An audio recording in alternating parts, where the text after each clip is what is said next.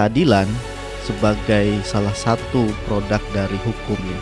Salah satu yang ingin dipastikan dari adanya negara hukum itu tidak bisa diwujudkan melalui sistem yang ada. Akibat 10 tahun punya konsep pendidikan seperti ini, hasilnya adalah anak-anak yang mental illness. Ya, mentalnya sudah terdampak sebetulnya. Nah, pertumbuhannya memang ditekan, kemudian memang tidak ada peredaran kekayaan di antara masyarakat itu. Sehingga wajar kemudian pada saat awal tahun itu kita mengalami perlambatan. Jadi banyak pelaku usaha itu yang kemudian menutup usahanya.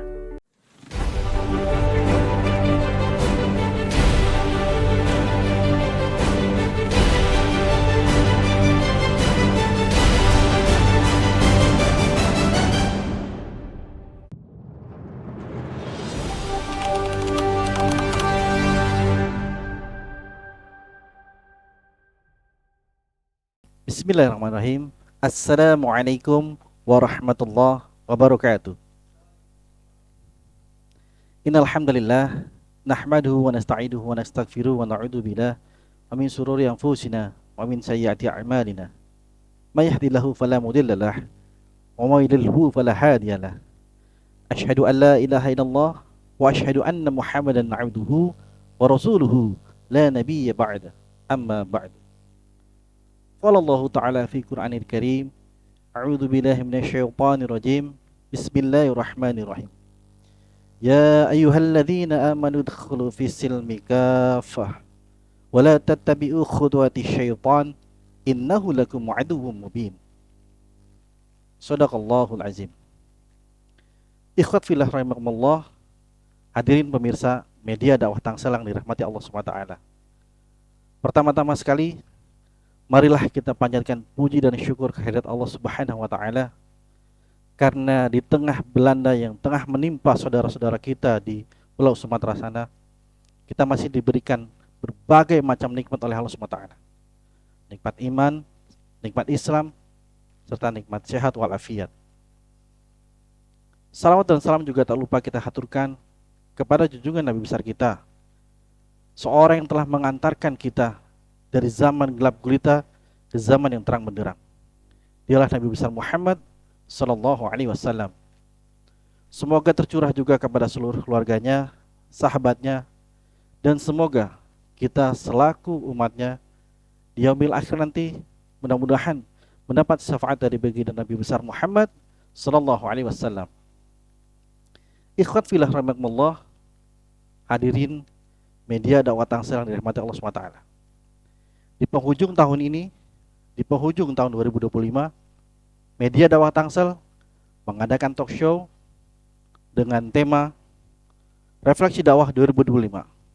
Islam memberikan solusi, tuntaskan problematika umat.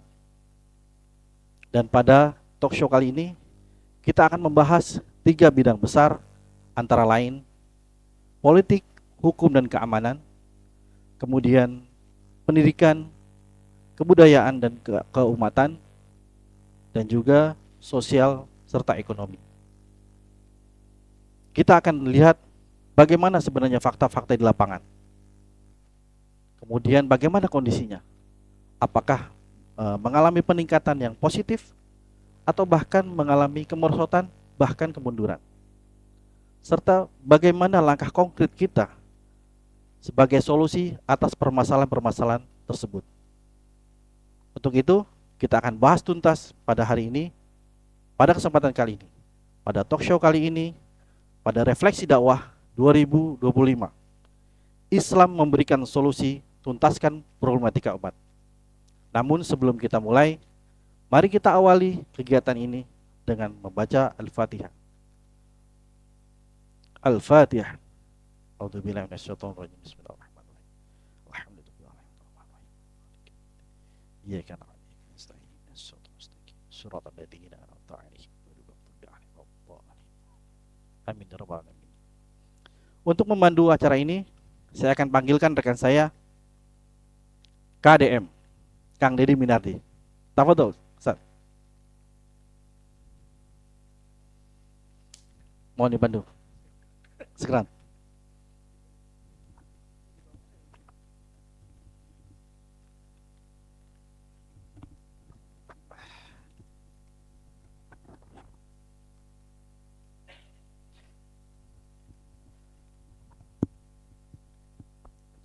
Bismillahirrahmanirrahim. Assalamualaikum warahmatullahi wabarakatuh. Alhamdulillah salatan wassalaman ala Rasulillah wa ala alihi wa mawalah la haula wala quwata illa billah. Alhamdulillah pemirsa sahabat media dakwah Tangsel yang berbahagia.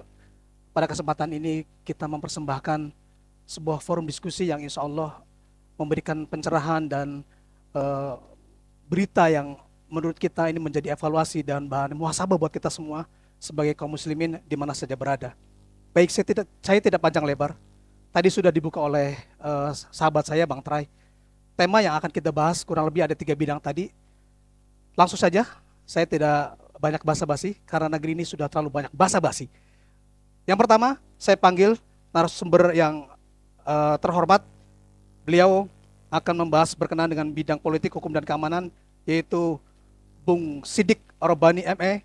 Beliau adalah Magister Perencanaan dan Kebijakan Pembangunan MPKP Universitas Indonesia, dan beliau juga saat ini menjabat sebagai Ketua Gerakan Mahasiswa Pembebasan. Kita sambut dengan takbir. Takbir. Silakan, Ustaz. Yang berikutnya yaitu Ustadz Muhammad Arif Adiningrat, SE MSI. Beliau salah satu tokoh cendekiawan Muslim Tangsel. Beliau akan membersami kita akan membahas sebuah bidang diskusi yaitu berkenaan dengan pendidikan, budaya, dan keumatan. File apa dosa Ustaz? Takbir.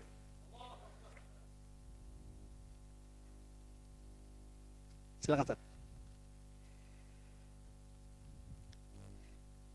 Lalu yang tidak kalah fenomenal ya, beliau salah satu guru saya. Insya Allah beliau akan menyampaikan sebuah diskusi berkenaan dengan sosial dan ekonomi, yaitu Ustadz Haji Ingsur Ahmad Mukti Al-Mansur MM. Beliau adalah seorang pebisnis dan aktivis Islam. Takbir. Salam. Ustaz. Silakan Ustaz. Baik Ustaz. Yang pertama tentunya kami sangat terima kasih kepada Ustaz sekalian atas waktu dan kesempatannya untuk bersama di media dakwah Tangsel. Insya Allah ini menjadi pahala jariah buat kita semua dan menjadi pencerahan buat umat. Baik Ustaz sekalian, saya langsung saja pada pertanyaan yang pertama ya. Berkenaan dengan politik ya, Ustaz. Saya langsung ke Bung Sidik. Saya kalau ngeliat beliau berasa jadi usianya 25 tahun lagi Ustaz. Sisanya. Masya Allah, tabarakallah. Baik, melihat dari konstelasi politik, perkembangan, dan lain-lainnya Ustaz, kok dirasanya saat ini tidak memunculkan geliat perbaikan, kok kayak podoai itu Ustaz. Nah, tanggapan antum bagaimana Ustaz berkenaan dengan ini Ustaz? Ya, bismillahirrahmanirrahim. Jadi berkaitan dengan politik hukum di Indonesia, negeri kita tercinta, maka satu kata yang bisa mewakili untuk keadaan baik di tahun ini maupun sebenarnya tahun-tahun sebelumnya, sama seperti tadi disampaikan, sepertinya tidak ada perubahan. Ada satu kata yang bisa diwakili, nih, no viral, no justice. Oh iya. No viral, no justice ini menggambarkan bahwa bagaimana keadaan di Indonesia itu terkait dengan politik dan HAM yang sama sekali tidak berpihak atau tidak punya titik keadilan kecuali menjadi sorotan masyarakat umum, kecuali telah terjadi viralisasi di media sosial. Yang ini menunjukkan bahwa keadilan sebagai salah satu produk dari hukum ya, salah satu yang ingin dipastikan dari adanya negara hukum, itu tidak bisa diwujudkan melalui sistem yang ada gitu. Nah, jadi kalau disebutkan kenapa sama saja, memang inilah dari problem dari negara Indonesia sejak adanya pasca reformasi. Indonesia telah mengalami perubahan dengan upaya demokratisasi, tapi ternyata ujung dari demokratisasi ini setelah lebih dari 30 tahun lebih ya, gitu. Terjadi proses reformasi, ternyata kita masih mendapatkan kesulitan untuk mendapatkan keadilan secara hukum yang sebenarnya diakibatkan oleh cara berpolitik kita yang kalau dikaitkan dengan misalnya tesis atau rilisan dari peraih Nobel dalam bukunya Why National Fail mengaitkan pada politik dan struktur hukum yang itu ekstraktif gitu. Jadi ya itu keadaan kita saat ini. Jadi secara update memang hampir tidak ada bedanya Ustaz ya. Iya, Nah, jadi rilisan berkaitan dengan ini juga cukup bisa dilihat dari apa yang disebutkan oleh World Justice Project. World Justice Project menunjukkan bahwa keadilan yang di Indonesia itu sulit didapatkan. Kita mendapatkan poin 0,51 dari angka 1 gitu. Jadi hampir setengah. Yang itu menempatkan Indonesia pada urutan 68 dari 120-an negara. Dan hal ini bisa dikaitkan dengan apa yang dirilis oleh The Economy Units, Economist Intelligence Unit, yang menggambarkan bahwa ternyata memang Indonesia itu berada pada urutan ke-9 dari 10 terkait dengan politik kronisme. Di mana artinya menunjukkan apa? Bahwa kronik politik menyebabkan politik hukum kita menjadi politik hukum yang timpang. Ya. Yang itu diartikan oleh Freedom of House sebagai flawed demokrasi yang cacat. Nah, demokrasi yang cacat ini sebenarnya bisa bagus untuk digambarkan oleh rilisan tesis, disertasi publikasi dari namanya Josh Becker. Josh Becker ini menulis terkait dengan bagaimana hasil dari demokratisasi terhadap reformasi politik ekonomi, khususnya berkaitan dengan keamanan atau institusi kepolisian. Jadi problemnya adalah ternyata setelah terjadinya demokratisasi lewat aktivitas reformasi gitu ya, ternyata sisa-sisa kronisme yang telah terjadi atau ekonomi kriminal yang dimana itu mendukung dan berputar di Indonesia yang dikendalikan oleh sebelumnya melalui rezim militer lewat institusi ABRI beralih menjadi institusi kepolisian yang memanfaatkan politik keadaan yang ada. Lewat apa? Lewat dua hal yang paling sederhana, yakni mendapatkan rente atau uang bunga dari aktivitas ilegal berupa pengambilan dana dari ekonomi kaum Tiongkok, dan yang kedua adalah ekonomi ilegal. Nah, oleh Becker ini dijelaskan bahwa akibat dari ini terjadi yang disebut dengan parman ekonomi. Keadaan disebut parman ini sebenarnya dia menggunakan istilah parman, meskipun yang kalau kita sebagai orang Indonesia yang mengatakan itu sebagai definisi yang dari Indonesia agak asing. Iya. Parman, tapi disebutkan parman ini adalah permanen ekonomi. Jadi kayak nama tukang somai. iya, jadi jadi keadaan demokratisasi bukanlah menyebabkan justru terjadi reformasi dan menyebabkan keadilan secara hukum, justru menghasilkan satu pelaksana hukum di mana penegak hukumnya yakni kepolisian rise dan memanfaatkan pola yang telah disediakan sejak zaman Orde Baru. Gitu. Jadi keadaan tidak ada. Dan ini diteruskan dengan adanya kebijakan desentralisasi yang mengakibatkan oleh Becker juga di tahun 2015 menyebutkan bahwa kita telah terjadi sebagai rhizoma state. Rhizoma state-nya apa? Bahwa ternyata politik klien atau politik balas budi rente itu tidak hanya terjadi di tingkatan pusat, tapi juga di tingkatan para oligarki daerah yang memanfaatkan institusi ekstraksme berupa penggundulan hutan, penambangan, dan aktivitas ilegal yang ekonomi ilegal untuk mendapatkan aktivitas rente. Nah, jadi itu tuh kalau mau didalami kenapa konteks perubahannya justru tidak terjadi gitu. Saya salah kasih pertanyaan pertama ke antum. Iya. Jadi wingit ini forum. Serem banget. Jadi ternyata tidak ada perubahan ya. Iya. Tadi antum berkali-kali nyinggung soal demokrasi. Di tahun ini ya dari 2005 bahkan hashtag muncul itu bubarkan DPR yang sangat relate banget dengan nuansa demokrasi. Baik, tahan dulu Ustaz. Iya. Sepertinya kalau diteruskan bakar ban. Baik Ustaz, saya akan lanjut dulu ke Ustadz Arif ya. Beliau akan coba menyajikan diskusi kita berkenaan dengan bidang pendidikan, budaya dan keumatan. Ustadz, tahun ini kan cukup lumayan kondisi pendidikan, budaya dan keumatan saat ini saya lihat kalau kita bisa menyampaikan secara kasar mungkin makin gak karu-karuan ya, kasus bullying, tawuran ya kan, MBG juga ternyata makan korban juga ya kan, sampai ribuan siswa dan lain-lain. Nah, berkenaan dengan ini Ustaz, fakta-fakta yang terjadi Ustaz, mungkin antum sebagai pengamat ya, cendekiawan muslim ini, sebenarnya apa sih kondisi kita saat ini yang menyebabkan semua itu terus terjadi ya? Bismillahirrahmanirrahim. Pertanyaannya cukup bagus, mengatasi situasi kayak yang seperti sekarang. Yang pertama adalah terkait dengan bullying. Sebetulnya 10 tahun terakhir itu angkanya cukup signifikan. Korbannya itu antara 10.000 sampai 19.000 per tahun. Subhanallah. Nah, yang lebih dahsyat lagi sebetulnya izin permintaan nikah itu bukan hanya bullying, sebetulnya metode pendidikan yang sekarang itu menjadi kebebasan mutlak. Ya, artinya guru itu tidak dianggap sebagai pendidik tapi dianggap sebagai transaksional. Itu yang paling berat. Karena kenapa?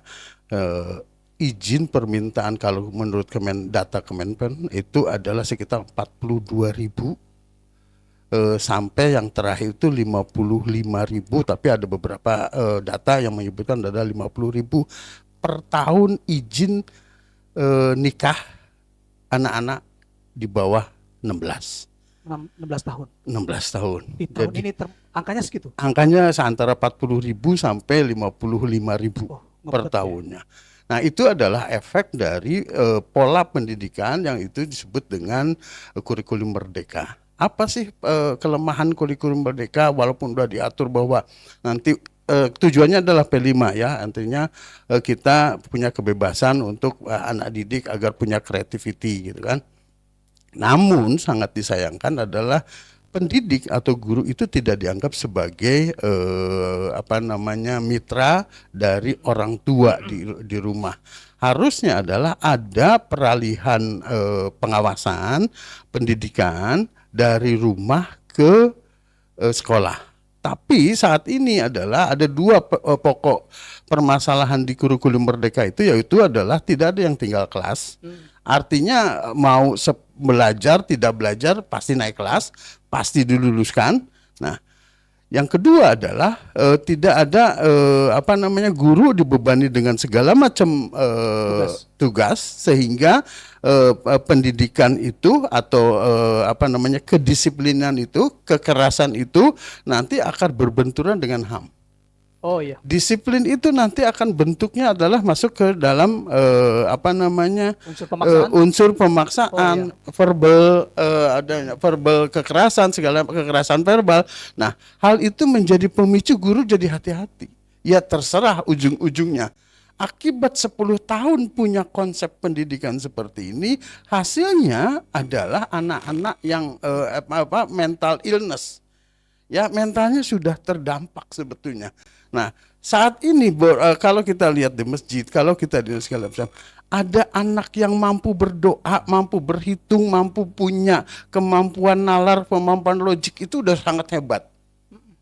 Tapi sekarang itu susah sekali mencari anak-anak di antara generasi emas itu adalah generasi 15 sampai 20 sekarang itu anak-anak nggak punya lagi habit atau karakter baik menurut Pancasila maupun apalagi menurut Islam gitu. Nah, ini akibat kurikulum yang pertama berubah-ubah lah. Kita lihat penurunannya itu dari mulai zaman 45, 60, 80, 90, mungkin dulu CBSA tapi guru itu masih masih sebagai guru gitu. Kalau sekarang kan bukan sebagai guru intinya. Gitu. Baik, Sat. Itu dari pendidikan. Baik, pendidikan Sat. Jadi yang tidak kalah memilukan kita saat ini, umat dalam kondisi yang saat ini karut marut ya. Ya. Kita berharap kepada ormas Islam yang mereka menjadi memberikan kontribusi kepada umat agar membenahi atas semua ini. Walaupun memang itu semua atas tugas negara pada utamanya kan. Namun kita ngelihat saat ini orang Islam justru mohon maaf Ustaz, malah berebut kepemimpinan, lalu ribut konsesi tambang dan lain-lain. Ini kan buat kita jauh panggang dari api. Apa kebalik tuh? Jadi itu yang diharapkan ternyata mereka sibuk dalam urusan yang bersifat bisnis. Oke. Jadi tentu tidak murah demokrasi ini, ya. Demokrasi ini tidak murah, diawali dari 14, 19, 2024. Itu adalah tahun politik. Tahun politik punya konsekuensi. Kalau istilahnya gerbang atau kapalnya atau bisnya atau gerobaknya itu ikut mendukung seseorang untuk jadi pemimpin, itu harus punya konsekuensi. Nah, yang paling jelas sudah diatur dalam undang-undang bahwa di tahun 2024 ormas dan perguruan tinggi, sebetulnya aturannya itu adalah diberikan konsesi tambang.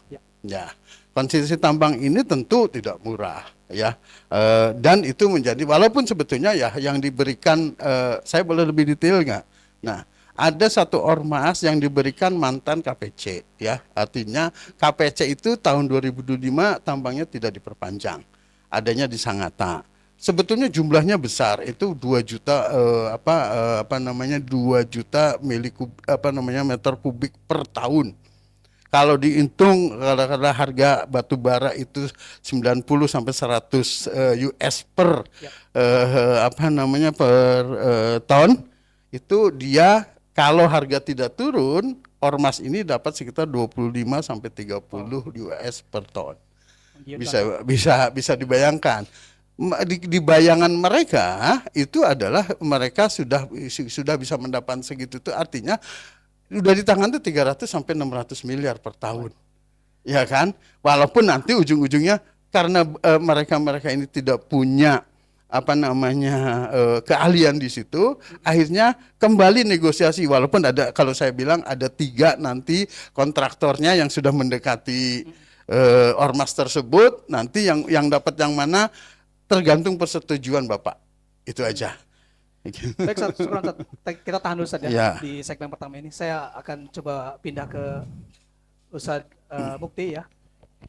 Saat ini Ustaz berkenaan dengan sosial dan ekonomi, ya tentunya bicara tentang daya beli, ya, kemerosotan nilai rupiah dan banyak pengangguran, itu kan tentunya berkenaan dengan sosial ekonomi. Beberapa kasus yang sebenarnya coba kita kaji ya, kemarin itu begitu kita search, banyak sekali Ustaz. Ini Qkat nggak cukup kalau buat searching beberapa kasus itu. Nah, berkenaan dengan itu Ustaz ya, sebetulnya di tahun ini tuh ada geliat perbaikan atau justru malah tambah meroket tapi ke jurang terdalam. Silakan. Baik, Assalamualaikum warahmatullahi wabarakatuh. Alhamdulillah rabbil alamin, wassalatu wassalamu ala asrafil anbiya wal mursalin sayyidina wa maulana Muhammadin wa ala alihi wa sahbihi ajmain, amma ba'd. Syukron Bung Dedi ya. Siap gerak.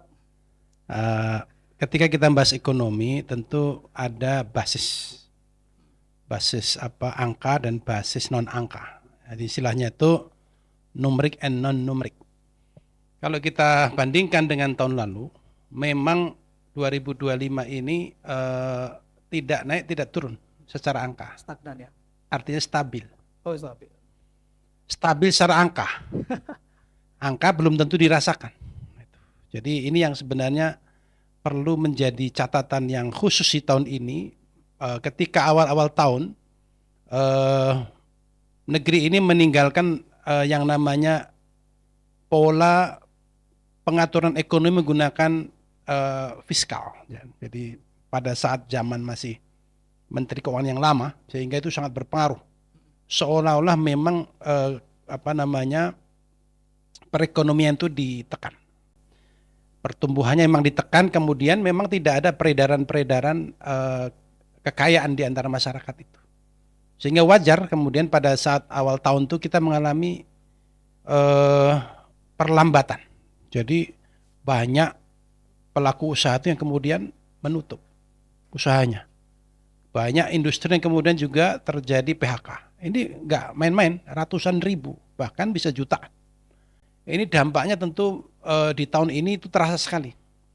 Jadi kalau kita ukur secara numerik, slightly down, artinya memang terjadi yang namanya perlambatan ekonomi atau pertumbuhan ekonomi kita itu lebih kecil dibanding tahun lalu.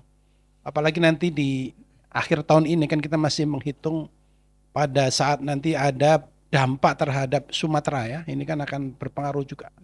Luar biasa itu. Bencana yang dari Sumatera ini akan menggerus pertumbuhan ekonomi. Kalau kita gunakan angka-angka.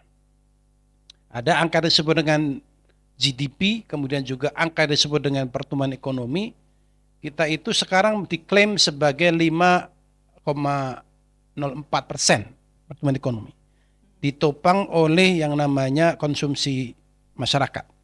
Yang kedua pengeluaran pemerintah atau government spending. Lalu juga investasi. Lalu yang ketiga, yang keempat adalah ekspor impor. Ini semuanya ternyata dibanding tahun lalu nggak ada dampaknya. Cuma berbeda kontras antara tahun lalu dengan tahun sekarang. Kalau tahun lalu yang banyak mengeluarkan uang itu negara. Jadi tahun lalu masyarakat itu tidak banyak mengeluarkan uang. Nah tahun ini itu terbawa ini tailingnya, ekornya gitu. Itu angka. Tetapi kalau kita lihat fakta lebih dalam lagi, di tengah masyarakat itu lebih parah. Angka-angka yang ada itu tidak mencerminkan situasi ekonomi masyarakat. Nah, kita lihat saja sekarang kan, bagaimana komoditas-komoditas pokok itu harganya tidak terkendali. Cabai itu sekarang 120.000 per kilo, ya kan? Lalu apa bedanya? 5 tahun lalu, 3 tahun lalu, 2 tahun yang lalu. Artinya memang tidak ada pola yang permanen di dalam mengelola ekonomi ini. Baik itu dari sisi komoditasnya atau juga cara negara mendistribusikan kekayaan. Jadi ini yang sebenarnya menjadi catatan yang paling penting kita sampaikan, bahwasanya pertama tidak terjadi pertumbuhan ekonomi yang diharapkan. Yang kedua tidak terjadi distribusi yang sempurna. Angka-angka saja itu tidak mencerminkan kesejahteraan masyarakat. Masyarakat bahkan saat ini kalau kita lihat kemarin kan diwakili oleh pemuda, remaja, mahasiswa, mereka mengatakan kita ini sedang dalam kondisi Indonesia gelap. Ya. Yang diukur tuh dari situ ternyata. Nah, kemudian di awal tahun setelah rezim baru, kira-kira bulan Juni, Agustus, September terjadi perubahan yang digawangi oleh menteri yang baru. Menteri Keuangan ya. Menteri Keuangan. Ya, dia mencoba untuk melakukan perubahan mendasar, ya, menggunakan pendekatan yang namanya moneter, yaitu ketika uang yang beredar di tengah masyarakat itu dicoba ditingkatkan, yaitu diinjeksi dengan 200 triliun melalui bank-bank negara, ya, himbara. Tetapi itu sangat riskan, ya. Nanti kalau misalnya kita dalami ya, ternyata itu riskannya apa? Akses uang itu tidak akan bisa dinikmati masyarakat secara utuh. Ya, tetap berkumpul di antara orang-orang kaya itu. Kemarin sempat di survei atau di rilis data dari Bank Dunia. Indonesia ini lebih 60% masyarakat miskin. Luar biasa. Dan juga beberapa waktu yang lalu ternyata kita itu kekayaan itu hanya berkumpul di antara 10% komunitas orang Indonesia. Yang 90% itu nggak menikmati kekayaan itu. Artinya berarti kalau kita ada 285 juta, maka 10% saja yang bisa mengakses kekayaan itu. 28 juta aja. Sisanya rebutan. Kita lihat kan bagaimana kaki lima ekonomi informal itu tumbuh. Kenapa? Mereka berebut kue yang sedikit ini. Nah, negara mencoba untuk melakukan yang namanya intervensi berupa pengucuran dana 200 triliun. Tapi kalau itu salah sasaran, justru bukan tambah tepat. Karena yang siap menerima dana itu ya orang-orang yang memiliki akses ekonomi, produk, teknologi, dan juga kemampuan sistem. Nah, masyarakat kita kan harus diedukasi itu. Baik, Ustaz. Maka tidak cukup hanya dengan melakukan pergerakan di Menteri Keuangan, tetapi juga tentu harus diatur. Baik. Saya kira itu yang bisa disampaikan. Baik, Ustaz. Syukran, Ustaz. Di segmen pertama ini, alhamdulillah beberapa pertanyaan yang berkenaan dengan fakta dan update terbaru. Kita flashback di 1 tahun belakang ya. Semoga nanti ini memberikan mantik ya di segmen yang kedua. Baik, saya langsung ke pertanyaan yang kedua saat di segmen yang kedua ini. Sebetulnya tadi sudah disinggung sama antum Ustaz Sidik. Kita akan fokus kepada penyebabnya. Tentu ada sebab akibat dong. Maka kita akan di segmen kedua ini kita akan coba kulik perdalam apa sebetulnya penyebab atas terjadinya beberapa kasus polhukam kita ya, yang kita ngeliatnya saat ini kok keadilan makin jauh gitu. Ada yang orang sudah secara inkrah sudah menjadi terpidana bisa jadi komisaris, yang jelas-jelas salah gitu.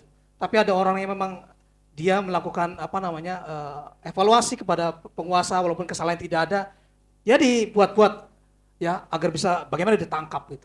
Nah, dari semua ini yang terjadi saat apa sebenarnya penyebab kondisi polhukam kita saat ini? Ya, jadi ketika kita melihat Undang-Undang Dasar sebenarnya ditegaskan secara tertulis bahwa sebenarnya Indonesia itu negara hukum. Gitu. Tapi negara hukum di Indonesia itu meskipun dituliskan sebagai negara hukum, memang dalam proses penjalanannya itu mengikuti dari bagaimana kebijakan oleh yang ditentukan oleh penguasa. Gitu. Kita tahu bahwa sesungguhnya konstruksi politik dan institusi ekonomi dan institusi politik kita itu institusi politik yang ekstraktif. Ekstraktif dalam artian apa?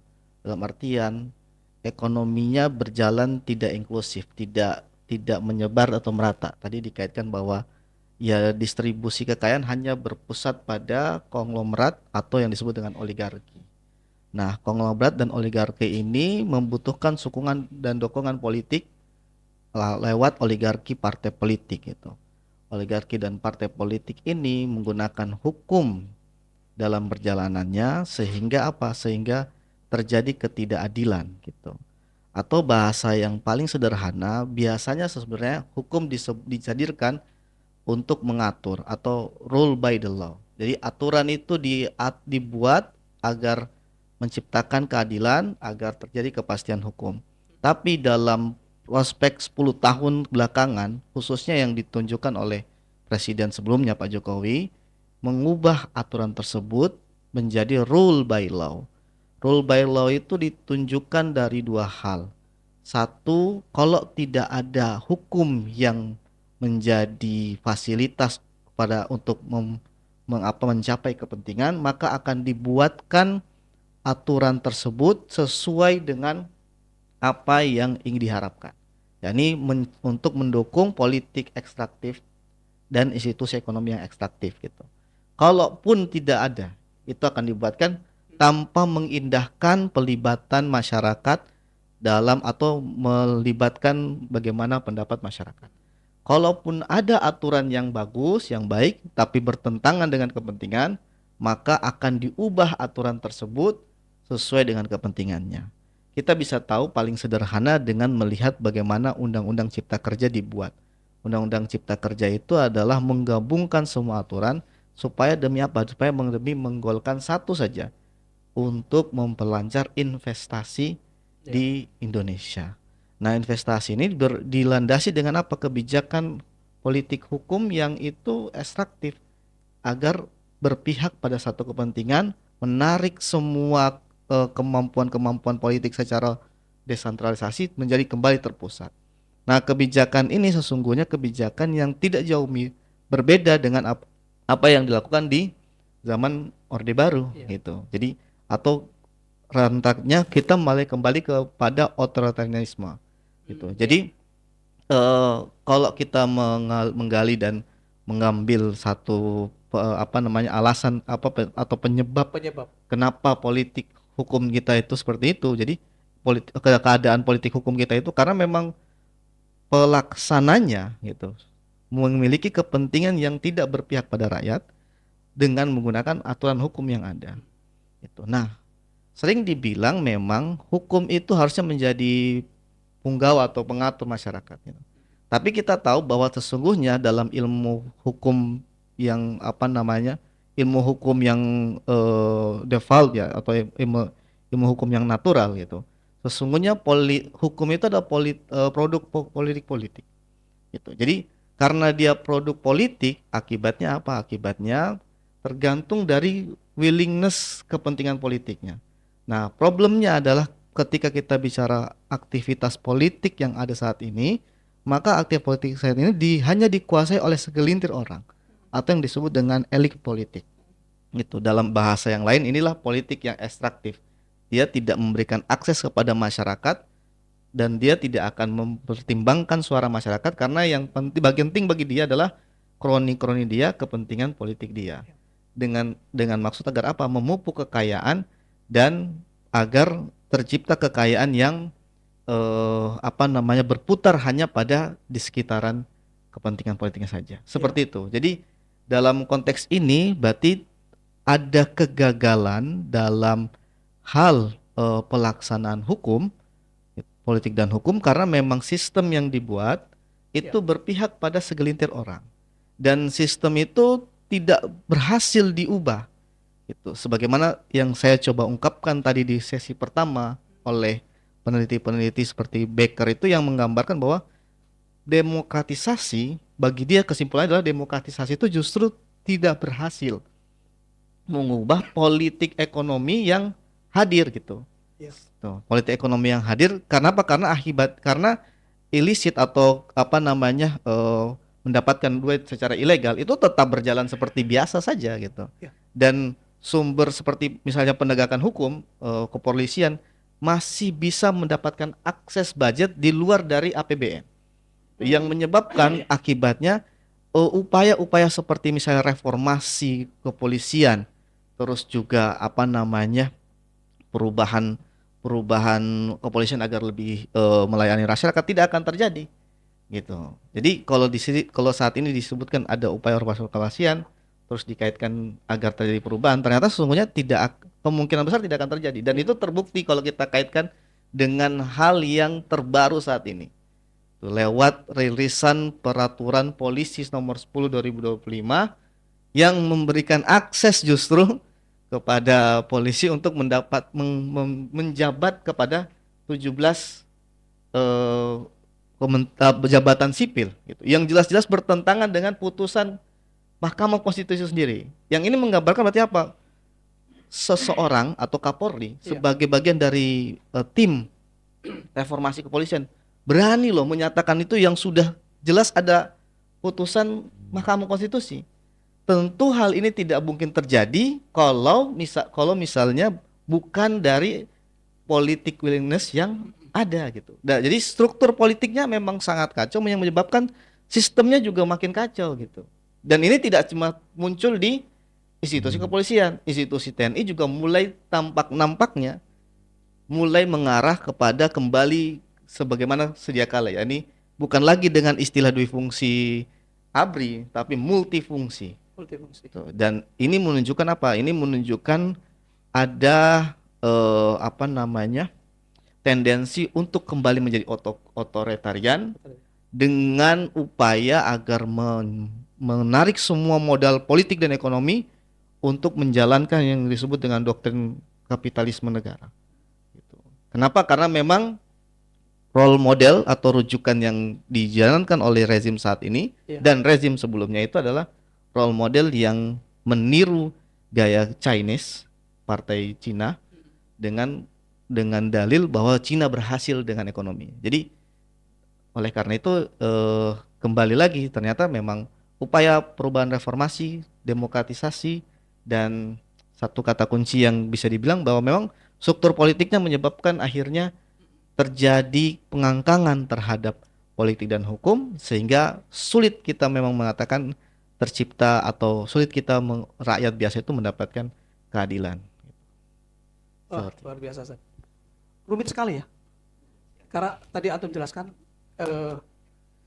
unsur kepentingan tuh kuat sekali di sana. Iya. Dan Antum tadi berkali-kali nyinggung soal sistem. Nah. Jadi gimana nih? Ganti apa nih? Baik, saya ke Ustaz Arif. Ustaz. Tadi sudah Antum paparkan beberapa update kasus yang terjadi pada kurun waktu 1 tahun ini, Ustaz. Saya tidak jauh beda. Sebenarnya penyebab utama yang Ustaz, ya kondisi pendidikan, ya kan, keormasan keumatan, dan saat ini bahkan nanti di 25 Natal ya, 25 Desember. Ya, Menteri Agama kita nih rada ngaco nih. Iya, bikin terobosan katanya bahwa akan melakukan Natal bersama di Kemenang. Nah, Ustaz, ini apa sebenarnya penyebabnya? Makin kesini makin gak karu-karuan. Oke, ada dua concern sebetulnya. Untuk pendidikan itu tujuan akhirnya adalah industri 4.0 atau 4.0. Jadi seluruh anak didik, seluruh pelajar itu nanti adalah untuk siap pakai. Makanya nanti hasilnya adalah seolah-olah keterampilan. Tapi mentalnya kan nggak ada. Nah, ketika mental tidak kuat, ketika mental menjadi penghalang atau menjadi barrier untuk mandiri, karena kekuatan seseorang itu adalah di pemikiran. Ketika pemikirannya teruji, pemikiran ini, tapi keahlian ini begitu lulus ahli dan ketika menghadapi industri atau menghadapi dunia bisnis itu nggak siap. Akhirnya muncul ya kabur aja lah, apalah istilah-istilah seperti itu. Sebetulnya itu adalah ketidaksiapan mental. Artinya bisa saja kita bisa mendorong orang untuk swasta atau entrepreneur gitu kan. Tapi kan tidak terjadi. Tidak terjadi untuk itu dunia didik kita. Nah, itu satu ya. Yang kedua adalah terkait dengan budaya. Kita juga lihat bahwa kita mengadopsi beberapa budaya. Yang paling keren, yang paling hebat yang terjadi sekarang adalah budaya Korea. Ya, kita tahu dulu itu tahun sebetulnya apa yang disebut dengan Korean Wave itu pangkal mulanya adalah dari satu film. Apa tuh filmnya? Filmnya Jurassic Park. Jurassic Park itu memicu karena di Korea itu ketika nonton Jurassic Park, kok penghasilan dari Jurassic Park itu lebih dari pendapatan nasional dari bidang elektronik. Iya. Jadi itulah yang diadopsi, ujung-ujungnya industri. Ketika masuk ke industri di kita, yang diadopsi bukan industrinya, bukan memperkuat kebutuhan ekonominya, membangun pondasi ekonominya, tetapi yang ini adalah yang cantik itu yang kulitnya putih, udah keliru gaya, udah keliru adopt gitu loh. Nah, hal ini terjadi karena kekeliruan. Kenapa? Batasan industri, batasan ekonomi, batasan bisnis, ujung-ujung padahal kita akan menuju ke sana, gitu loh. Ujung-ujungnya tidak terserap. Nah, ketika holistiknya tidak terserap, diambil separuh-separuh, industri kita di bidang di bidang UMKM nggak jalan, di bidang perdagangan juga nggak jalan. Karena kenapa? Kita mau berbasis apa? Mau menghasilkan industri yang mana? Gitu. TikTok masuk, barang-barangnya dari thrifting atau dari ini.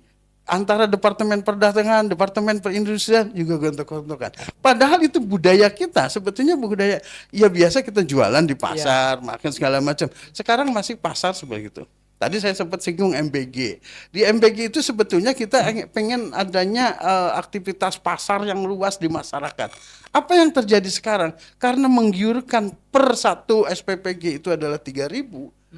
3.000 aja per hari, katakanlah gitu. 3.000 satu SPPG per hari untuk menghasilkan 3.000. Telur 3.000 itu berapa kilo? Berapa ton? Akhirnya kan 5-10 ton. Beli nggak dari masyarakat? Enggak. Beli dari pabrik, beli dari produsen. Rakyat kebagian nggak? Enggak. Jadi rakyat kebagian sisa. Makanya kenapa harganya tinggi? Itu budaya kita tuh udah berak. udah makin meluas, artinya industri kita itu menyerap semua. Intinya adalah masyarakat tidak bisa bergerak. Karena kenapa tadi? Ya sekarang industrialisasi ada satu yang mempunyai 41 SPPG. Satu SPPG itu kalau kita lihat penghasilannya adalah sangat menggiurkan, karena saya juga istilahnya ditawarin itu bisa 200 juta per bulan. Satu, ada yang punya 41, bisa akhirnya semuanya adalah konglomerasi. Ketika konglomerasi, telurnya dari mereka, bayamnya dari mereka, sawi dari mereka. Nah, rakyat kebagian apa? Dari sisi persamaan hidup aja di Indonesia tidak diberlakukan itu. Itu dari sisi, kalau saya istilahnya dari sisi budaya. Nanti dari sisi keumatan, umat itu dengan munculnya RAN Corporation yang itu muncul bahwa kita ini harus moderasi beragama. Ya. Akhirnya undang-undang ormas juga diberlakukan. Kita bisa apa? Karena kenapa? Itu adalah satu kesatuan desain, ya, yang paling vokal untuk mengkritisi kehidupan umat, keberdayaan umat, itu adalah ormas. Ormasnya dibungkam, hasilnya apa? Ya ekonomi terpuruk. Karena kenapa? Yang paling vokal untuk menentukan arah dari keekonomian umat sebetulnya ormas tadi. Ormas yang bukan yang kemarin narik-narik motor ya. Tapi ormas yang memang betul peduli akan kehidupan umat. Ketika moderasi beragama ormasnya dihajar, ya artinya kan, oh agama itu. Nah akhirnya muncul nih, ormasnya udah beres, tidak bisa bangkit segala macam, ide muncul, kan sekarang istilahnya udah nggak ada yang mengkritik habis. Artinya Menteri Agama bebas-bebas aja kita mau ngadain Natal bersama. Karena nggak ada kritikus. DPR sebagai legislasi atau pengawas itu juga tumpul. Karena kenapa? Mereka sendiri, sistem perpolitikan kita tidak ada oposisi, itu memberikan peluang bagi penjalan pemerintah atau perjalanan pemerintah itu bebas tanpa nilai. Ormasnya dibungkam, DPR-nya dibungkam dengan segala macam SPPG lah segala macam. Kan yang punya hampir 30% punya SPPG siapa?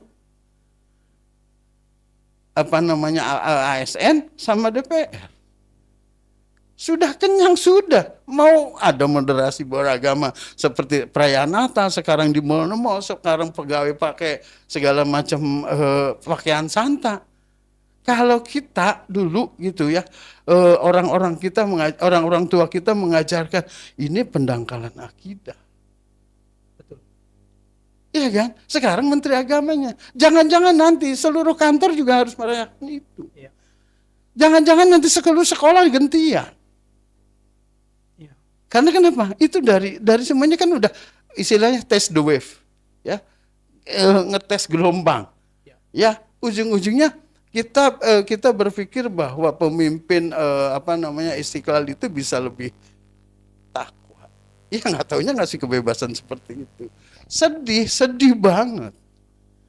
Cuma memang ya ketika test case-nya adalah RAN Corporation itu dengan membungkam seluruh ormas Islam yang vokal, akhirnya nanti ormas dikasih tambang, dikasih segala macam dengan bisnis, mulutnya bungkam. Itu yang terjadi. Penyebabnya sebetulnya itu tadi. Ujung-ujungnya adalah ke bisnis. Syahwat duniawi. Syukran, subhanallah. Jadi sebenarnya kalau waktunya panjang sampai subuh saja nggak kelar. Problematika umat sangat luar biasa kompleks. Ke Ustadz Mukti, Ustadz. Baik. Tadi kecenderungan dari ekonomi dan sosial hampir sama ya, Ustadz ya. Jadi hampir tidak ada perbaikan.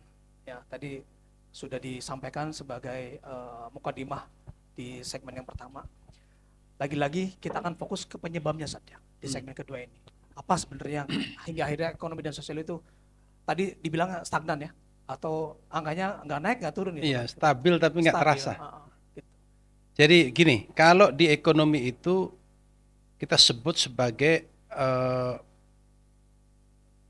major cost-nya, ya, penyebab utamanya itu ya kehadiran negara. Tidak ada atau Tidak ada? ada. Oh, tidak ada. Oke. Jadi kita serahkan ke mekanisme pasar. Selesai berarti, Ustaz. Selesai jawabannya. Diserahkan di mekanisme pasar. Ya, ya. Orang itu Masya Allah rebutan kue ekonomi. Yang UKM pengen jualan, yang raksasa juga jualan. Betul. Di tempat, di produk yang sama. Bener nggak? Coba bayangkan, orang memiliki akses teknologi, informasi, sistem. Ya. Dia mengelola tambang. Lalu ada orang lain, individu pengen bikin tambang juga.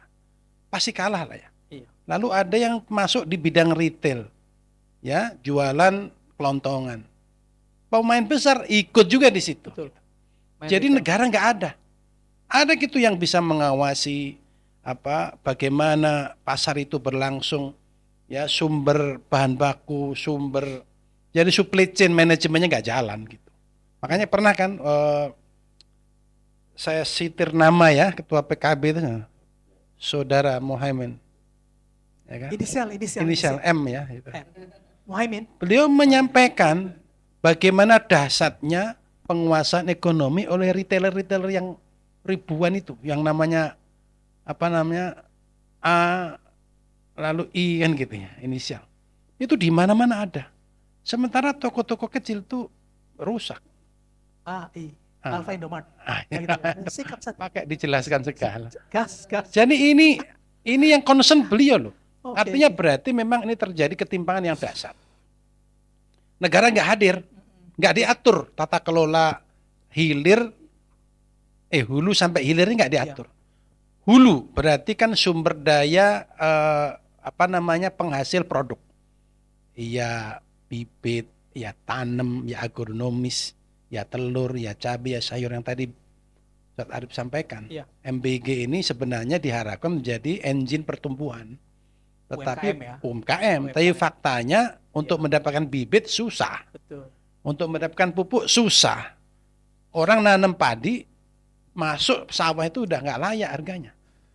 Begitu nggak layak, kemudian terjadi kesenjangan dan suplai kurang. Lalu diputuskan oleh legislator untuk impor. Gitu.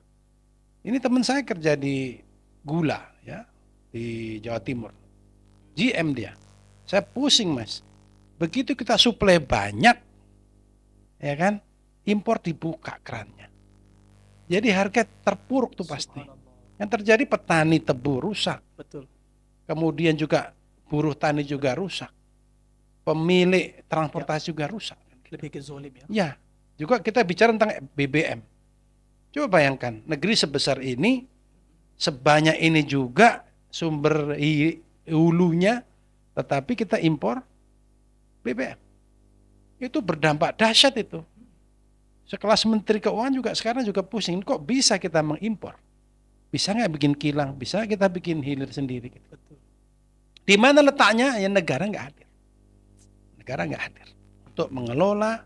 Jadi negara itu sekarang posisinya seperti regulator semata. Padahal mereka tuh harus turun tangan menyelesaikan persoalan-persoalan umat. Memberikan pelayanan. Memberikan pelayanan, Betul. ya kan? Timbangan lah, Ya. kemudahan akses lah, kan gitu. Perizinan yang katanya satu atap, tapi sekarang atapnya satu, ruangannya banyak, gitu. Iya.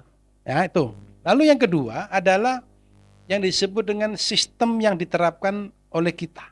Apa itu? Sistem ekonomi ribawi. Ya kan? Dahsyat itu dampak ke masyarakatnya.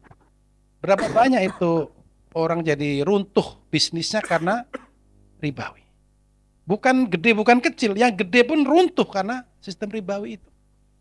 Punya utang, dijaminkan aset, kemudian sesuatu yang tidak pasti itu dijaminkan, ya pasti rusak dia.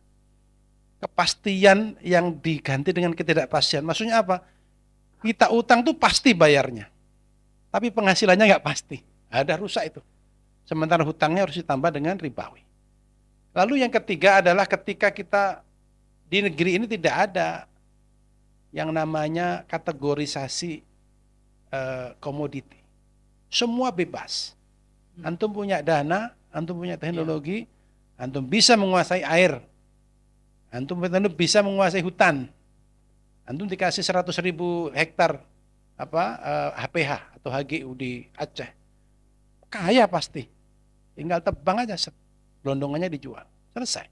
Habis itu kita cari tambang di dalamnya. Habis itu kita cari lagi di dalamnya untuk bikin sawit. Jadi tidak ada kehadiran negara, kemudian sistem ribawi yang ketika tidak ada pengaturan komoditas ini, negara itu membebaskan, padahal kan itu melanggar. Ada pasal-pasal yang kemudian dijelaskan di Undang-Undang Dasar itu. Ada hak negara, ada hak rakyat, ada hak umum. Ini sekarang dilibas semua dengan Omnibus Law yang tadi dijelaskan. Oh, apa aja sih akan. Kemarin ternyata juga Undang-Undang Sumber Daya Alam itu juga dasar.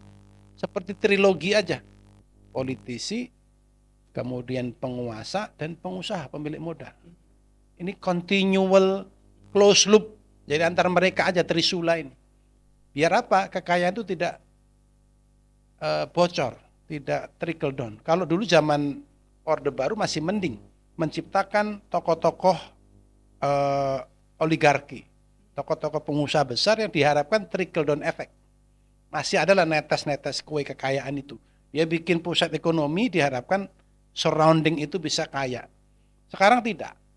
Sangat rakus. Nah, itu kerakusan itulah yang kemudian membuat ketimpangan yang dasar di tengah masyarakat. Baik retailer, baik itu produsen, baik itu juga orang-orang yang bergerak di segala bidang. Saya kira itu yang harus kita selesaikan. Baik, Ustaz, syukron. Semoga nggak tambah gelap nih antum. Untuk baju saya putih. Baik, segmen kedua beres. Kita munculkan segmen ketiga. Jangan sampai kita bangunin umat masyarakat ya kan. Akhirnya kalau tidak disuguhkan segmen yang ketiga, tentu akan mengganggu tidur. Ya kan? Maka di segmen ketiga ini sebetulnya apa yang mau antum sampaikan ya, menawarkan konsep dan lain sebagainya agar menjadi langkah strategis yang harus dilakukan sebagai solusi yang konkret dari sisi Polhukam. Ya, kalau bicara soal Polhukam, tadi saya memulainya dengan keadilan. Gitu. Jadi keadilan hal yang menjadi tujuan utama. Betul. Saat ini selalu dikaitkan upaya mencari keadilan itu dengan mengubah penegak hukumnya lewat upaya namanya reformasi kepolisian. Meskipun nampaknya langkahnya sulit gitu. Nah, tapi sebenarnya reformasi kepolisian tidak, meskipun sudah membicarakan hal-hal seperti misalnya tidak menduduki jabatan sipil, sepertinya belum membahas yang lebih mendasar gitu. Misalnya contoh, sumber pemasukan di aparat penegak hukum masih ada sebenarnya jalur-jalur yang ilegal, yang itu tidak bahkan tidak harus ilegal atau off budget, masih ada jalur di mana tidak melalui APBN gitu, yang diperbolehkan. Yang menyebabkan berarti apa? Ada dua kepentingan yang bisa bermain. Satu kepentingan melayani rakyat karena ada anggaran dari APBN, dan satu ada kepentingan dari pemberi uang atau pemasukan di luar dari APBN itu. Nah, ini terjadi kan memang kalau ditarik tadi berarti apa? Reformasi kepolisian itu tidak bisa diwujudkan dengan kuat karena proses sistemnya itu tidak mencapai balas mendasar. Makanya ditarik lebih lanjut gitu kan. Bahwa harus ada perbaikan dari sisi sistem perpolitikan. Gitu. Beberapa kawan-kawan yang menulis misalnya buku riset Indonesia menjelaskan dan mengaitkan itu. Di mana ternyata karena kenapa politik willnya tidak berpihak pada rakyat yang menyebabkan akhirnya meskipun ada upaya reformasi polisi sepertinya tidak akan terwujud nih sebagaimana upaya kalimat dulu reformasi yang diharapkan dari peralihan dari Orde Baru ke Orde Reformasi gitu. Karena political willnya memang tidak akan pernah terwujud karena ternyata para politisi itu bukan mewakili rakyat. Sebab biaya untuk konsultasi politik mahal, sekalipun setelah terpilih ternyata ada mekanisme yang tidak demokratis juga sesungguhnya di partai politik gitu. Karena bisa mengganti PAW dan segala macamnya gitu. Jadi Ternyata sistem perpolitikannya memang perpolitikan yang sangat mahal, yang itu dan juga tidak memberikan ruang. Karena kenapa? Tidak ada kedaulatan rakyat di situ, sebab yang diwakili bisa diganti lewat mekanisme pergantian akhir tahun. Sehingga menyebabkan apa? Sesungguhnya terjadi kedaulatan rakyat diambil alih oleh partai politik, atau dalam hal ini kedaulatan diambil oleh ketua partai gitu. Jadi yang berkuasa ketua partai, dan ketua partai untuk menjalankan partai politiknya membutuhkan dukungan oligarki. Itu, dukungan dana. Karena tadi kembali pemilunya sistemnya mahal gitu. Jadi ya tadi dikaitkan dengan sangat berhubungan bahwa ada lingkaran setan itu. Maaf. Terus gitu ya. Oh, lingkaran setan ya. Iya gitu. Emang kayak setan semua. Ya, jadi saling berkaitan gitu. Ya sehingga mungkin ya kalau mau dikaitkan dengan kebudayaan ya sudah tidak ada lagi mikirkan soal keumatan, soal masalah pendidikan, itu yang penting cuan gitu. Yang penting kepentingan politik gitu. Nah, berarti upaya itu bahkan sudah sekarang didorong untuk mengubah perpolitikan yang ada. Namun saya tidak yakin gitu. Saya kurang yakin karena kalau kita tadi bicara soal hukum, kita bicara soal politik yang saling berkaitan. Hukum itu kan dibuat untuk melayani politik, atau hukum itu disebut sebagai produk politik. Nah, ketika upaya mengubah ini masih dalam tataran di mana proses pemilihannya tetap berlangsung, dan kita tahu proses pemilihannya sangatlah mahal gitu ya, sangatlah mahal sebab didukung oleh basis kepopuleran dan juga memberikan ruang dari kepopuleran itu agar orang terpilih. Setelah orang terpilih itu dia diberikan akses untuk mengubah hukum yang ada. Itu berarti kalau dilihat secara fundamental di negara ini secara sistemik, hukum itu bisa diubah, atau bahasa kalau orang teman-teman hukum secara filosofi norma gitu, norma aturan itu bisa diubah. Nah, karena perpolitikannya meskipun nanti diubah jangan menggunakan perwakilan partai politik, tapi kan tetap melakukan pakai sistem yang ada, sistem pemilihan yang mahal gitu. Dan tidak ada solusi sistem pemilihan yang mahal ini gitu. Mau bagaimana nanti solusi sistem pemilihan, belum dapat solusinya gitu. Jadi prosesnya akan tetap sama. Karena kenapa? Karena tetap bisa membuat hukum, dan tentu pasti yang terpilih itu adalah orang yang mewakili orang yang menyokong. Siapa yang menyokongnya? Ya tentu kalau nanti pun diganti kelompok yang ada.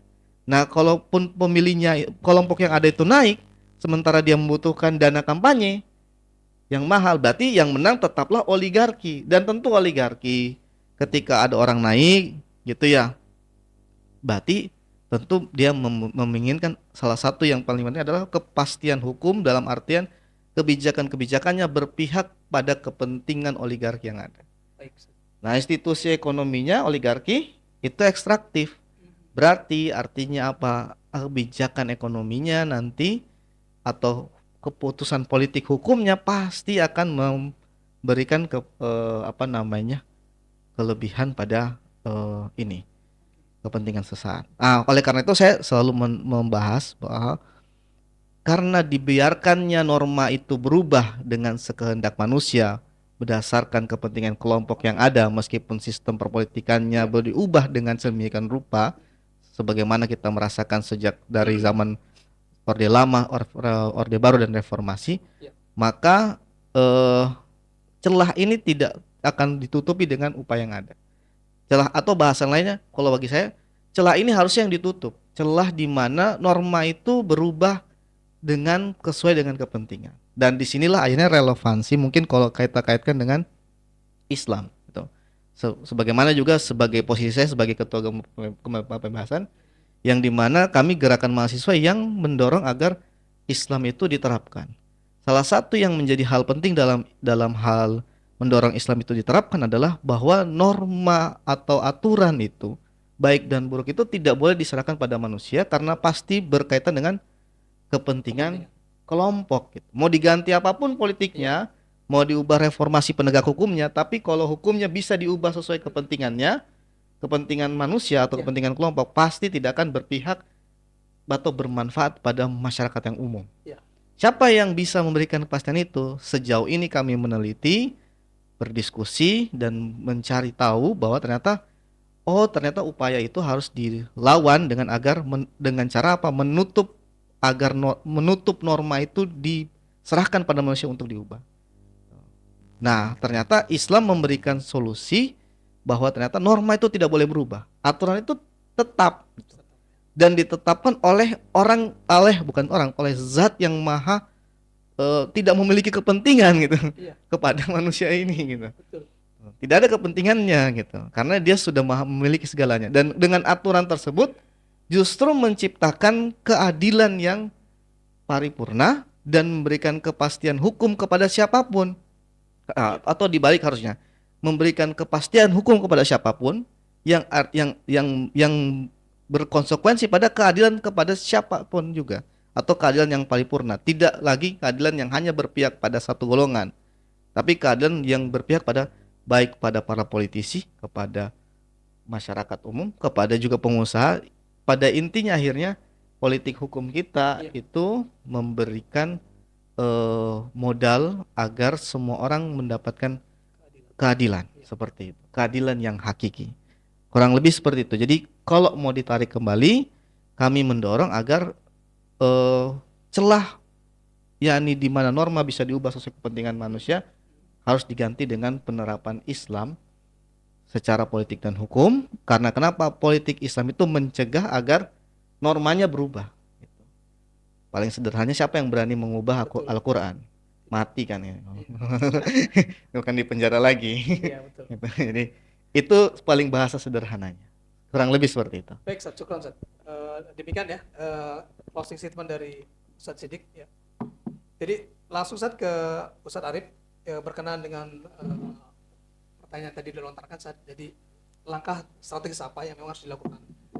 Tentunya sebagai solusi yang kafah ya, yang komprehensif, yang menjadi jembatan agar umat betul-betul nyebrang dari keburukan kepada kebaikan. Oke.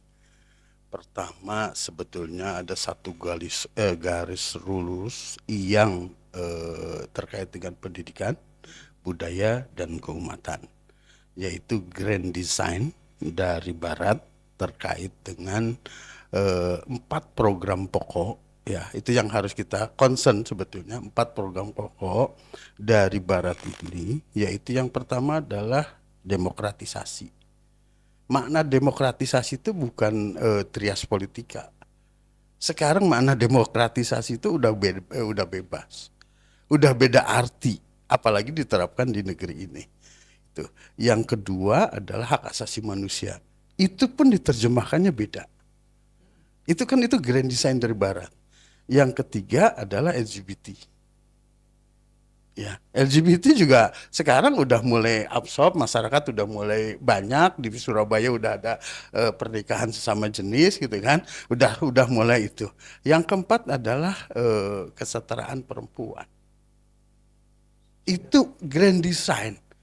Kenapa kita berbeda, 4-4-nya kita serap? Berbeda dengan Middle East atau di Arab atau negara-negara Middle East. Demokratisasi di perang itu dijalankan enggak? Di Rand Corporation itu tidak boleh ada demokratisasi di negara Arab. Karena kenapa? Dia akan nyaman dengan kekerajaannya. Sekali ganggu dengan program Barat itu demokratisasi, Baratnya bisa diperangi. Yang kedua LGBT, wah di sana lebih gila lagi menentangnya. Yang ketiga, ya hak asasi manusia, nggak ada hak asasi manusia di Middle East, gitu. 3 ini tidak berhasil, tapi kesetaraan perempuan di Arab Saudi mulai terlihat. Nah, ini kan grand design sebetulnya yang harus kita telaah, ya, harus kita teliti, harus kita ini. Caranya seperti apa? Satu, bidang pendidikan, kita tuh udah betul-betul fasludin anil haya. Tidak ada lagi kita belajar lagi Maturidi, tidak ada lagi belajar Asariyah, tidak lagi belajar Imam Fakhrul Razi terkait dengan akidah. Akidah di pelajaran agama itu tidak menjawab pertanyaan anak didik kita, kenapa harus kita sholat? Kenapa harus kita puasa? Capek, lapar di bulan Ramadan. Yang penting happy. Non-muslim aja menjelang buka itu seneng banget jualan. Betul, betul. Iya kan? Ya. Artinya itu adalah menandakan, oh ini ada kesetaraan agama. Yang diberi, yang dibawa itu adalah itu. Fasluddin Anil Hayahnya itu satu garis lurus dengan program tadi, demokratisasi. Itu semuanya udah menerap di sini dengan cara-cara yang menurut saya licik kayak gitu loh. Dan masyarakat kita menerima karena pondasi kita terkait dengan akidah itu lemah. Pondasi kita apalagi masuk ke syariah, wah lebih hebat lagi. Terkait kita ngomong cicilan motor aja ketika ngomong sama saudara-saudara kita, itu haram. Apaan lu ikutan juga enggak? Kan susah. Karena kenapa? Di benak mereka itu dia ada beberapa ustadz yang bilang bahwa itu boleh. Ini kan udah jadi nih. Nah, padahal kita tuh kita menerapkan. Nah, sekarang ormas udah dikasih gula-gula tambang. Perguruan tinggi udah dikasih gula-gula tambang. Concern nggak ke agama? Ya. Concern nggak mendidik umatnya? Ya. Sudah mulai teralih. Apalagi kalau udah terlihat misalkan 200-300 miliar per tahun. Petinggi programnya segala macam udah nggak ada. Kajian fikihnya mungkin nanti juga luntur. Sama seperti di Middle East ketika rajanya udah bergelimang segala macam, proses pendidikan di dasarnya nggak itu berdiri bebas. Yang tadi Ustadz mungkin bilang negara tidak hadir. Memang grand design itu negara nggak boleh hadir. Nggak boleh ya? Nggak boleh hadir. Karena kenapa? Kebebasan di dalam demokratisasinya adalah lepas negara itu bukan pelayan ya. Kita itu mitra bisnis. Itu tujuan akhir dari demokratisasi. Makanya saya bilang bukan trias politika lagi. Tetapi sudah menjadi ini. Ya, saya sih masih berharap Ormas masih terus menjalankan amar ma'ruf. Ya. Taskib Murakajah itu satu-satunya grand design untuk menentang keempat hal tersebut. Karena Taskib Murakajah ini melekat ke kita, kita tuh sebagai saudara, bukan orang lain, bukan individu, tidak. Kita membentuk satu darah seperti bagaimana dalil. Yang kedua adalah program kita itu adalah terus mengajak. Ingat nggak waktu pertama kali Utsman mau masuk Islam oleh Abu Bakar As-Siddiq? Sebetulnya ini bagus. Cuma kalau saya tidak sampaikan takut antum, misalkan bahasa saya ya, antum memusuhi saya. Tapi kalau tidak disampaikan, saya kesian sama antum. Kalau antum menurut kami keyakinan yang baru ini, antum bisa masuk neraka. Kan gawat, saya temennya. Betul. Nah, ini harus dijalankan betul-betul oleh ormas. Ngajak, kontak. Akidah, syariah, nanti muamalahnya banyak yang harus kita perbaiki satu persatu. Itu jalan satu-satunya keempat grand design ini dilawan oleh satu imam besar ini udah mendesain sangat-sangat cerdas, sangat-sangat ini Taskib Murakajah. Kita disebutnya musrif, kita disebutnya murabi untuk pendamping abadi. Tidak hanya di dunia sebetulnya kita mendampingi jadi pendidikannya dapat, budayanya sesama manusianya dapat, umatnya kalau sudah satu besar seperti itu mau melawan pakai apa? Ya. Itu satu garis lurus, kita lawan dengan garis lurus. Akidahnya kita dapat, kita cari segala macam. Sekarang kan ya Allah, kalau anak-anak ditanya sekarang masih hafal segitiganya Allah, Rasul, akidah, ihsan, amal ihsan. Ya. Tapi tidak bermakna. Harus ada pendampingan. Sayangnya memang yang melek itu kita udah ketinggalan. Makanya umum warabatul bait di rumah itulah satu cocok. Jadi ketika Saya bukan ini ya. Mungkin zaman dulu Rasul mengajak saudara-saudaranya ke rumah gini segala macam. Ini menjadikan satu ajakan buat anak-anak kecil ya. Karena kita itu masuk nanti setelah mereka balik. Agak susahnya tuh udah terlambat. Ya. Ketika umur 7, 8, 9, 10 itu kan pendidikan mulia yang di awal itu harus masuk. Mungkin di hafalan dulu di sampai 7 sampai 10-nya ketika Rasul istilahnya sampai memukul, itu kan ada proses pendidikan, ada proses di umat. Ketika saya menjelaskan ini di Singapura, saya terus terang diusir. Karena kenapa? Nggak boleh ada pemukulan di sana. Loh, dalilnya kayak gitu kok. Gitu loh. Nah, karena dalilnya mukul itu boleh, nah kejadian guru di penjara lah, guru di segala macam, tidak terjadi, orang dalilnya ada. Ini kan konsep pendidikan yang udah demokratisasinya tadi udah keliru. Kita adopt keliru. Nanti kita bisa diskusi panjang terkait ini. Terima kasih udah sebelumnya. Ya, intinya Ustaz Arif tadi ngajak kita untuk ngaji ternyata.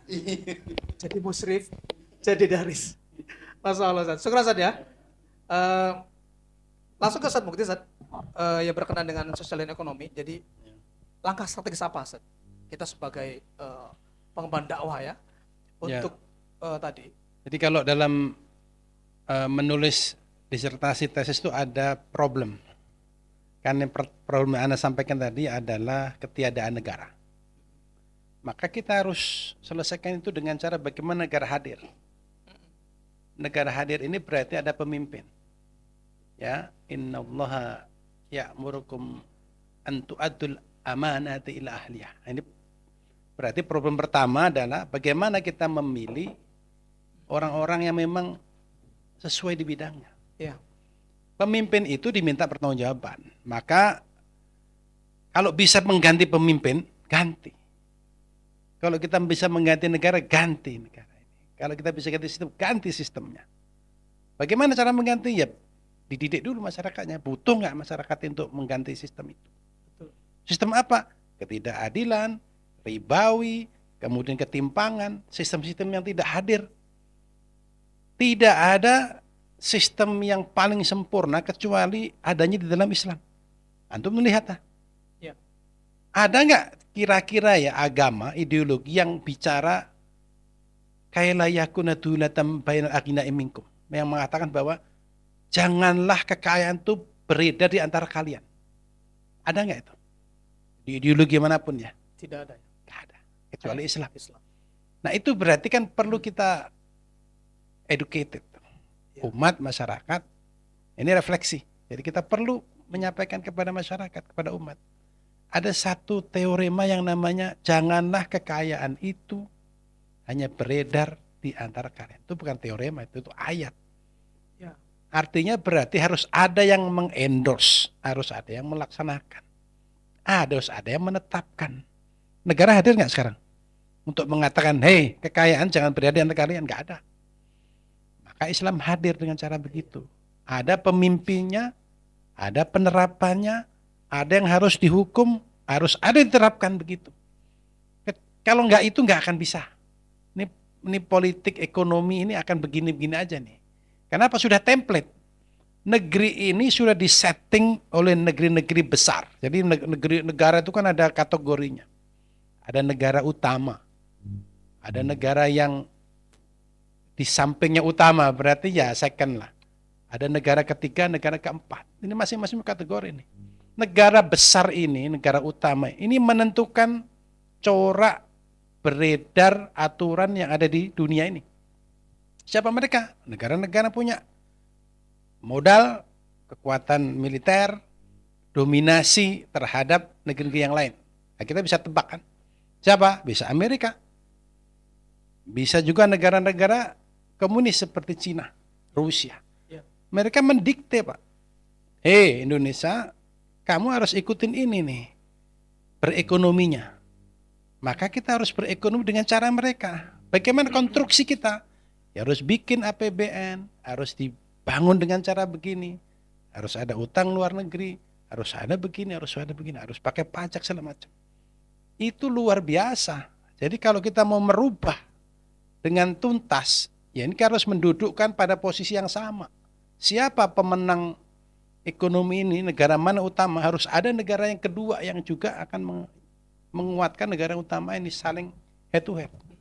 Kecuali satu, yaitu negeri yang pernah dulu besar dan tidak pernah terbayangkan sekarang ini besarnya itu. Yaitu negara-negara yang dibangun oleh Rasulullah masa Madinah. Kemudian diteruskan oleh Khulafaur Rasyidin, diteruskan oleh Bani Umayyah, Abbasiyah dan Utsmaniyah. Mereka pernah menjadi negeri pengendali dunia. Kalau antum bisa lihat di sejarah, negeri-negeri itu dulu mengatur perdagangan internasional. Wow. Iya, rempah-rempah itu dari sini. Dulu ada orang Indonesia bisa suplai ke Singapura, suplai ke negara manapun tanpa ada batasan border. Oh, itu diatur. Rempah-rempah itu begini. Begitu Utsmaniyah itu runtuh, maka seluruh perdagangan itu runtuh. Maka sekarang yang menguasai itu multinational company. MNC namanya, multinational corporation.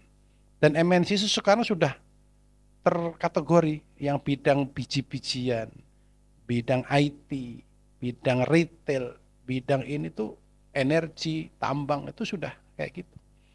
Bagaimana kita bisa merombak itu semua? Ya harus ada suprastruktur baru. Bagaimana caranya? Ya tadi melalui edukasi. Masyarakat kita ajarkan, kita kenalkan kembali.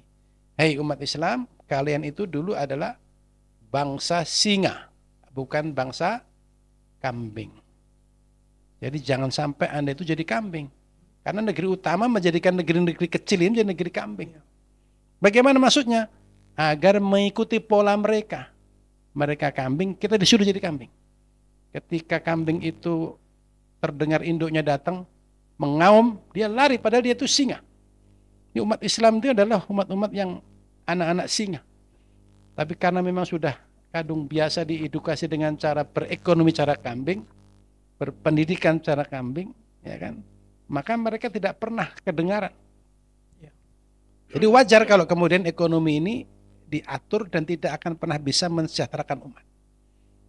Ya itu yang pertama, berarti harus ada pemimpin yang harus kita setting, harus kita pilih, dan umat Islam punya akses terhadap itu. Bagaimana cara kita jelaskan? Ini loh, kalian tuh harus memilih pemimpin yang mendasarkan kepemimpinannya dengan Islam. Lalu yang kedua, kita hajar ini sistem ribawi ini. Kalau nggak akan mungkin kita sampai tegak. Ribawi ini betul-betul harus kita perangi ini. Kita edukasi ke umat. Bagaimana kita bisa menghindari asas modal tanpa riba? Ya ada caranya. Ngajilah sama saya nanti kita ajarin. Buka kelas kali ya. Buka kelas ya, ekonomi syariah. Kita kenalkan. Kita belajar tentang syariah tapi labelnya saja. Oh iya. Secara hakikat tetap saja mereka menggunakan nilai tambah, menggunakan ekonomi ribawi. Yang ketiga, harus kita kenalkan kepada masyarakat itu tentang komoditas. Bagaimana agar mereka tahu para pengusaha-pengusaha muslim ini loh. Ya. Jangan sampai mereka juga ikut-ikutan pengusaha yang tidak punya background pemikiran. Mereka menguasai tambang, mereka menguasai minyak bumi, menguasai emas segala macam. Sementara kita kuenya dikuasai mereka-mereka. Lalu bagaimana cara mengaturnya? Ya harus diberi edukasi para pengusaha muslim itu harus mulai bergerak mereka. Ke siapa kita harus mendakwai? Satu, kepada pengusaha, yang kedua kepada pemerintah. Yang ketiga kepada masyarakat. Jangan salah itu terus kita usahakan mereka juga bertransaksi dengan halal. Iya dong, kalau enggak nanti karena demand-nya ada, mereka kesulitan modal, Ustadz ini saya mau bisnis, enggak ada lagi kecuali harus berhutang di bank. Iya. Sementara semua bank itu menggunakan riba. Apakah mungkin? Ya mungkin lah. Orang-orang di Eropa itu sekarang menyenangi transaksi-transaksi syariah. Hutang tanpa yang namanya bunga. Mereka menggunakan sistem syirkah. Kalau mau detail, antum yang bisa buka kelas nanti. Siap. Yang penting pas waktunya. Iya, siap. Syukran itu saya kira. Siap, syukur Ustaz. Ya. Demikian pemirsa Dakwah Tangsel yang budiman, dari pemaparan materi dan solusi yang ditawarkan dari ketiga narasumber tidak lain adalah Islam.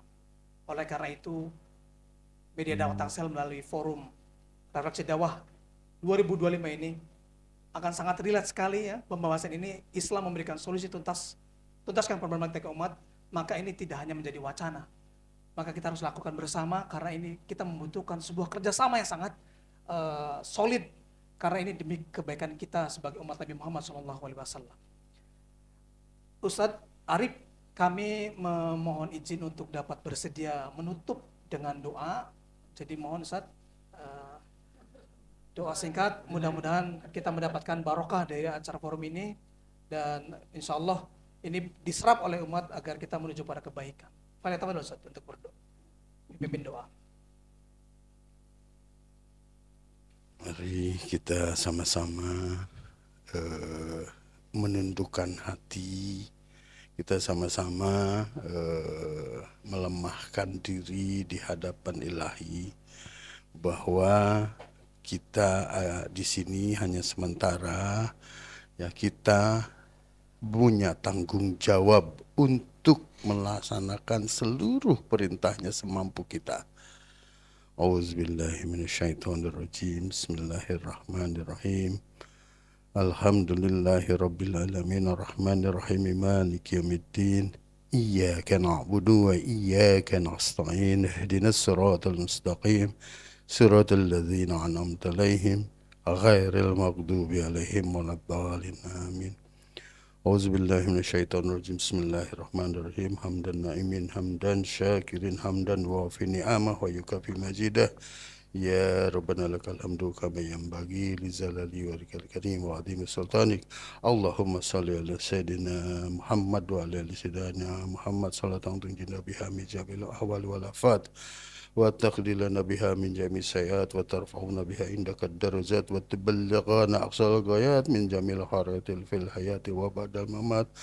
Allahumma ahyina bil iman wa amitna bil iman wa ansurna ma'al iman. Allahumma inna nas'aluka salamatan fi dina wa ziyadata fil ilmina wa barakata fi rizqina wa taubatal qabla al maut wa rahmatal indal maut wa maghfiratal ba'dal maut.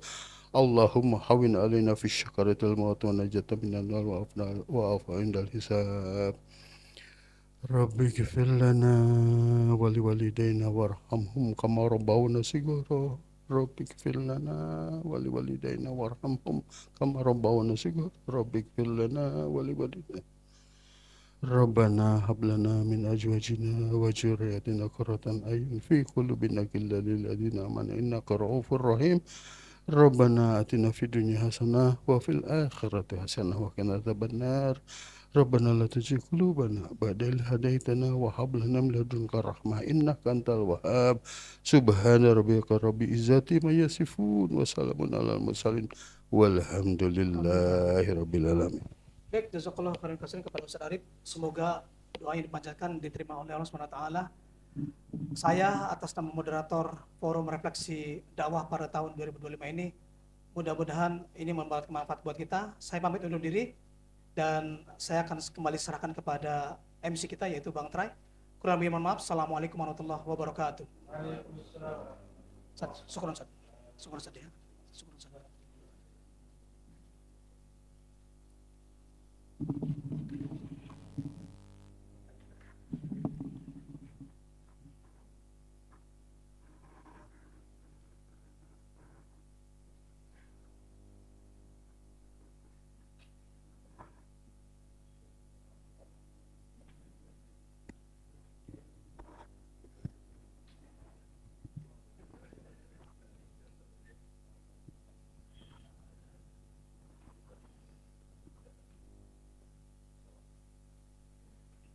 Ikhwan fillah rahimakumullah, pemirsa media dakwah Tangsel yang dirahmati Allah SWT. Alhamdulillah, diskusi kita pada hari ini telah usai. Refleksi dakwah 2025 ini telah usai. Semoga banyak hikmah ataupun ibrah yang dapat kita ambil dari diskusi tadi. Dan semoga Allah Subhanahu wa taala senantiasa memberikan kita kekuatan untuk menjadikan Islam sebagai solusi konkret dalam mengatasi segala problematika umat. Kami selaku panitia memohon maaf atas segala kekurangan, dan mari kita tutup pertemuan hari ini dengan membaca hamdalah dan doa kifaratul majelis. Alhamdulillahirabbil alamin, subhanakallahumma wa bihamdika asyhadu an la ilaha illa anta astaghfiruka wa atubu ilaik. Akhirul kalam, billahi taufiq wal hidayah. Wassalamualaikum warahmatullahi wabarakatuh. Takbir, Allahu akbar.